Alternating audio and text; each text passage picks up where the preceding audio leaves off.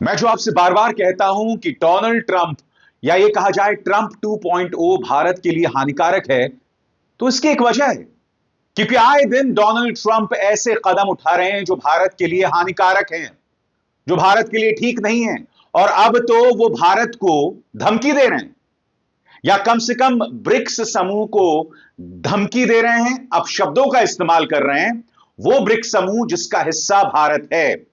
सबसे पहले मैं आपको बता दूं दोस्तों कि ब्रिक्स में कौन कौन से देश हैं। BRICS Brazil, Russia, India, China और साउथ अफ्रीका। दोस्तों, डोनाल्ड ट्रंप का ताजा बयान आया है जिसमें वो बेवकूफ शब्द का इस्तेमाल कर रहे हैं और सीधी धमकी दी है ब्रिक्स समूह को कि लाइन में लग जाओ वरना अमेरिका में धंधा कराना बंद कर दूंगा। सुनकर अटपटा लगता है ना दोस्तों, मगर अंग्रेजी में उन्होंने यही बात कही है। उन्होंने अंग्रेजी में क्या कहा है और उसका क्या हिंदी अनुवाद है दोस्तों, वो मैं आपके सामने पेश करना चाहता हूं। डोनाल्ड ट्रंप ने इंडिया वाले ब्रिक्स समूह को दी है सीधी धमकी, लाइन में आ जाओ वरना जीना मुहाल कर दूंगा। उनका बयान आपके स्क्रीन पर। यह सोच कि ब्रिक्स देश डॉलर से दूर जाने की कोशिश कर रहे हैं और हम बस देखते रहेंगे, अब खत्म हो चुकी है। अब हम इन देशों से एक ठोस वादा लेंगे कि वे ना तो कोई नई ब्रिक्स मुद्रा बनाएंगे और ना ही किसी दूसरी मुद्रा को अमेरिकी डॉलर की जगह लाने की कोशिश करेंगे, वरना उन्हें 100% टैरिफ का सामना करना पड़ेगा और अमेरिकी अर्थव्यवस्था में अपने सामान को बेचने का सपना छोड़ना पड़ेगा। वे किसी और को बेवकूफ बना सकते हैं। गौर कीजिएगा दोस्तों इस शब्द पर। यह व्यक्ति अमेरिका का राष्ट्रपति है और उनकी शब्दावली देखिए, वे किसी और को बेवकूफ बना सकते हैं। आगे, ब्रिक्स के पास अमेरिकी डॉलर को अंतरराष्ट्रीय व्यापार या किसी और जगह पर बदलने का कोई मौका नहीं है और जो भी देश ऐसा करने की कोशिश करेगा उसे टैरिफ का सामना करना पड़ेगा और अमेरिका से नाता तोड़ना पड़ेगा। अमेरिका से नाता तोड़ना पड़ेगा। यह अपने आप में सबसे बड़ी धमकी मानी जाएगी। और जैसे कि आप जानते हैं, ब्रिक्स का हिस्सा भारत है। आप यह भी जानते हैं कि भारत ने हमेशा ब्रिक्स मुद्रा की वकालत की है। भारत ने स्थानीय मुद्राओं को मजबूती देने पर हमेशा विचार किया है। आज यह शख्स भारत को सीधी धमकी दे रहा है, मगर भारतीय जनता पार्टी गठबंधन सरकार पूरी तरह से खामोश है। याद कीजिएगा, इस सज्जन के लिए हमारे यहां के अंधभक्तों ने यज्ञ किए थे।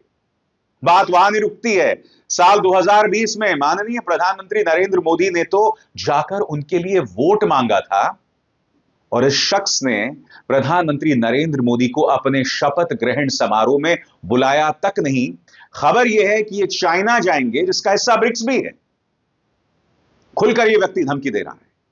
दोस्तों, ब्रिक्स समूह को जो धमकी ट्रंप लगातार दे रहे हैं, याद कीजिएगा जब डोनाल्ड ट्रंप राष्ट्रपति बने थे तो उसको लेकर मैंने बाकायदा एक कार्यक्रम किया था और उसके डिटेल्स, उसकी बारीकियां आपको समझाई थी। क्योंकि हमारी याददाश्त बहुत कमजोर है और हम भूल जाते हैं, इसलिए मैं आपके सामने दोबारा पेश करना चाहता हूं कि ब्रिक्स को लेकर डोनाल्ड ट्रंप को क्या एलर्जी है, क्या दिक्कतें हैं। और आज से नहीं, बहुत पहले से डोनाल्ड ट्रंप ब्रिक्स को धमका रहे हैं। इंतजार कीजिएगा, ट्रंप की नीतियों के और क्या क्या नुकसान भारत को हो सकते हैं, कुछ देर बाद मैं आपको बताऊंगा। अफसोस यह है कि भारत पूरी तरह से खामोश है। भारत सरकार कुछ कह नहीं रही है। देखिए, ब्रिक्स को लेकर डोनाल्ड ट्रंप की एलर्जी और इसमें भारत के लिए क्या दिक्कतें हैं। देखिए, सबसे पहले मैं आपको ट्रंप का एक बयान सुनाना चाहूंगा, मगर वो बयान सुनाने से पहले आपका ध्यान जाना चाहिए ब्रिक्स गठजोड़ पर। ब्रिक्स यानी BRICS, और इसमें शामिल कौन कौन है? ब्राजील, रशिया, इंडिया, चाइना और साउथ अफ्रीका। ट्रंप हमेशा से ही ब्रिक्स के खिलाफ रहे हैं और राष्ट्रपति बनने के बाद उन्होंने एक बार फिर धमकी दी कि हम ब्रिक्स देशों पर 100% टैरिफ लगाएंगे। यह मामला कैसे आया दोस्तों, इसे भी समझने की जरूरत है। पत्रकार ने उनसे सवाल पूछा स्पेन के बारे में। अब ट्रंप को यह लग रहा था कि स्पेन जो है वो ब्रिक्स का हिस्सा है, जबकि स्पेन नहीं, एस से साउथ अफ्रीका ब्रिक्स का हिस्सा है। मगर ध्यान से सुनिएगा ट्रंप किस तरह से धमकी देते हैं ब्रिक्स को, और ये कहते हैं कि अगर ब्रिक्स अपनी मुद्रा बनाएगा तो हम उन पर 100% टैक्स या 100% टैरिफ लगाएंगे। और मैं आपको बतलाना चाहता हूं कि इस ब्रिक्स का हिस्सा भारत भी है। सुनिए ट्रंप क्या कह रहे हैं। इसमें दो चीजें उजागर होती हैं कि ट्रंप को यह भी नहीं पता कि स्पेन नहीं साउथ अफ्रीका ब्रिक्स का हिस्सा है, और दूसरी बात, उस गठजोड़ को ट्रंप धमकी दे रहे हैं जिसका हिस्सा भारत है। सुनिए। Thank you, sir. What can we expect of the countries in NATO that spend the least amount of money, like Spain, France, below the 5%? Spain is very low. How And can yet, you aren't do they a BRICS nation? What? They're a BRICS nation, Spain. How is You that know what a so? BRICS nation is? You'll figure it out. But, and if the BRICS nations want to do that, that's okay, but we're going to put at least a 100% tariff on the business they do with the United States. You know what the BRICS is, right? You Yes. guys know. Brazil, You know what I'm Russia. saying, right? You know what I'm saying.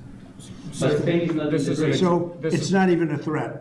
In fact, since I made that statement, Biden said, well, they have us over a barrel. I said, no, we have them over a barrel. And there's no way they're going to be able to do that. This is an So they are executive order risking relating to. 100% tariffs, those countries, like Spain. As a BRICS nation, yes. But how They'll is have it a that 100% tariff if they so much as even think about doing what they thought. Can you explain how is Which, and therefore they'll give it up immediately. So will China give it up. Sir, this is a और यह पहली बार नहीं है कि BRICS गठजोड़ को Trump ने धमकी दी है। याद कीजिएगा, जब वो चुनाव लड़ रहे थे तब उन्होंने सोशल मीडिया हैंडल एक्स पर ब्रिक्स समूह के बारे में क्या कहा था, आपकी स्क्रीन पर। दिसंबर में ट्रंप ने एक्स पर लिखी एक पोस्ट में कहा था, ब्रिक्स देशों से हमें यह वादा चाहिए कि न तो वे नई मुद्रा बना सकते हैं और न ही डॉलर की ताकत को कम करने के लिए किसी और मुद्रा को समर्थन दे सकते हैं। अगर ऐसा करेंगे तो इन्हें 100% टैरिफ का सामना करना पड़ेगा। इन देशों को अमेरिका की शानदार अर्थव्यवस्था से बाहर होना पड़ेगा। इस तरह से धमकी कि इन देशों को अमेरिका की शानदार अर्थव्यवस्था से बाहर होना पड़ेगा। और यह निशाना किस पर है? यह निशाना भारत पर है, क्योंकि इस ब्रिक्स समूह का हिस्सा भारत है। और इस वक्त ब्रिक्स में जो देश हैं, खासतौर से रूस, वो लगातार अमेरिका के खिलाफ मोर्चा संभाले हुए हैं। उनके राष्ट्रपति व्लादिमीर पुतिन ने नई मुद्रा के बारे में या नई करेंसी के बारे में क्या कहा था, इस पर आपको गौर करने की जरूरत है। और सबसे बड़ी बात, भारत भी नई मुद्रा का पक्षधर है, जो ट्रंप नहीं चाहते हैं और ट्रंप ये जानते हैं।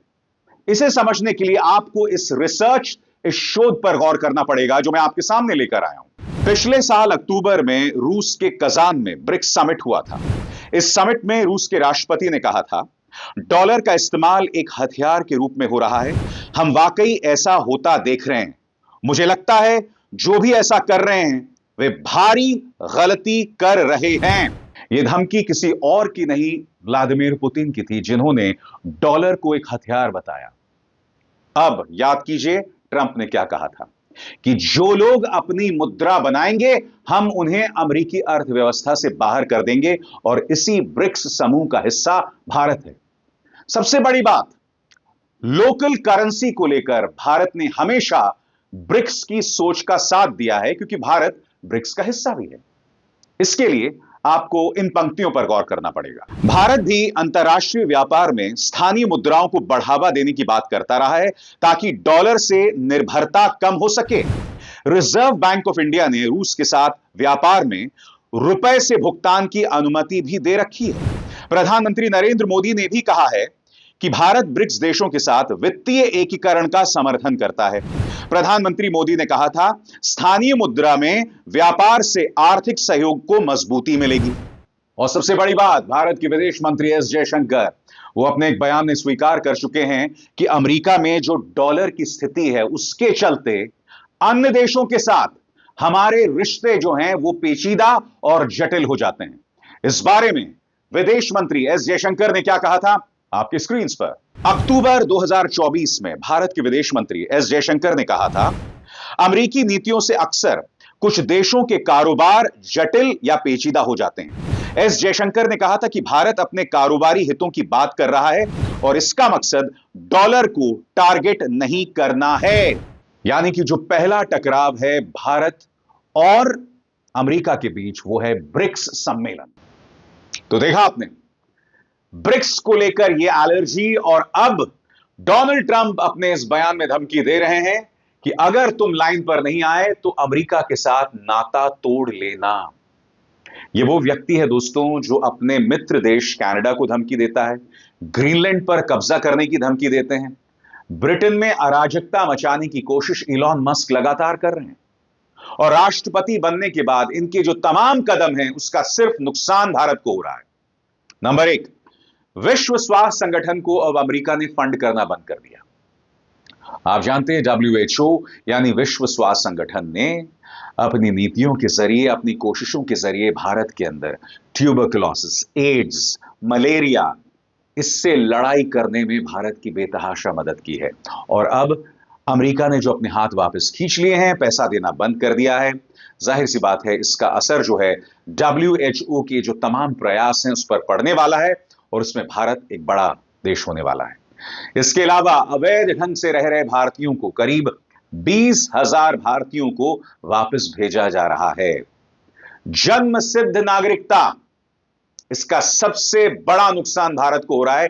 इसे खत्म करने जा रहे हैं डोनाल्ड ट्रंप। जी हां, डोनाल्ड ट्रंप जन्मसिद्ध नागरिकता को खत्म करेंगे और इसका नुकसान भारत को हो रहा है।